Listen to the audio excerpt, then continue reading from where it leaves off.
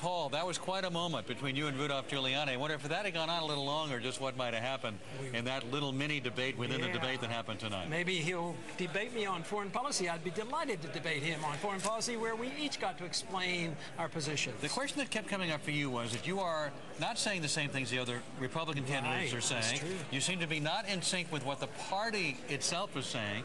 Why run as a Republican? And if you don't get the nomination, would you run as an independent? Well, the majority of the American people don't like the war. And I want to be president of the country, not president of the Republican Party. But you got to get the nomination first. Yeah, but the party itself has to have a position that's attractive to the entire country. We lost last year's election on the war issue. Most people believe that to be the case. But if you didn't get the nomination, would you run as an independent? No. No, you would not? No, I'm not planning on that. No, I don't intend to do that. You call yourself, you ran as Libertarian Party candidate in 1988. Yet you call yourself pro-life. Where in the Constitution does it say, for example, that you can make laws restricting a woman's right to choose? If you want to be a constitutionalist, shouldn't the government stay totally out of the abortion issue? Well, I think the federal government should. What about the state government? What? What about states? It's up to the state government, because the state governments, we don't dictate to the states. Protection of life is one of the important issues of government. If you can't protect life, how can you protect liberty? But most libertarians, and I know you lean libertarian, would say the government, women should have a right to choose. The government, even state government, should say out of it, you should not restrict a person's right to make that choice. That's what most libertarians would say. No, but all libertarians believe that you should never use a force to bring about changes, and they reject an act of aggression.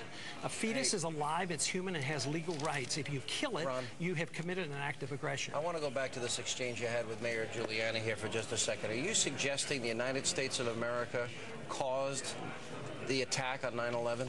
No, I think that's a cop-out. When people imply that, what you're saying is that if you don't endorse my foreign policy, you're un-American, you're unpatriotic. I never said anything like that. I don't say it. You're suggesting. No, but I think that was the point in the debate, that if I didn't endorse this foreign policy, you turn it around, or he turned it around. I'm not saying that, but what specifically then are you saying? Are you suggesting that our policies are causing the hatred of people that would cause them to want to kill us? I think it contributes significantly to it, and this is exactly what our CIA tells us. And anybody who's done any research on this has found out. What have we done to cause the attack? What did America do to cause the attack on 9/11? Okay, the Americans didn't do anything to cause it, but policies over many years caused and elicited hatred toward us, so somebody was willing to commit suicide. For instance, the occupation with our military troops on their holy land in Saudi Arabia, bombing a Muslim country for 10 years, putting on sanctions that killed hundreds of thousands of people. So that caused it anger. Are you saying then that if the world has no moral obligation in the first Gulf War, when an innocent country is being pillaged and people are being raped and murdered and slaughtered, or in the case of Saddam, he's gassing his own people, are you suggesting we have no moral obligation? No, you stand by and let that immorality happen? We have on numerous occasions. You support that? We have on numerous occasions. If we feel strongly about it, why don't we declare? If a woman is being raped next door, we just do nothing there either? We're just out of time, but the fact is the Reagan administration stood by while the Kurds were being gassed. It happened in 1988. We didn't do anything about it for how many years? What did we do with Moscow? What did we do with time? We stood by, and they did it to their people.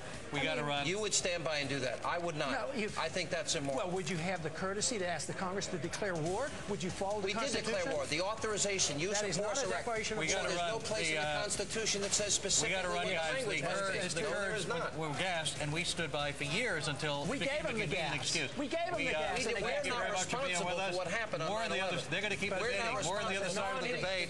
Keep texting us your vote to 36988. More to come on this special edition of Hannity and Combs.